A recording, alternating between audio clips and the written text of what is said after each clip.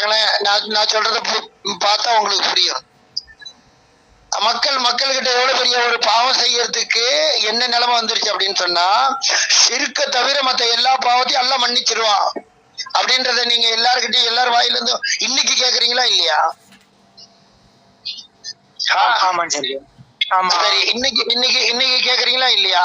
இந்த மாதிரி ஒரு சஹாபியாவது சொன்னாங்கன்னு கேட்டிருக்கீங்களா?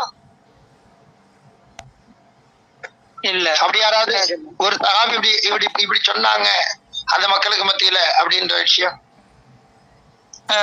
கேக்கல. தவிர எல்லா பாட்டும் முடிச்சுவாங்க எப்படி சொன்னாங்க?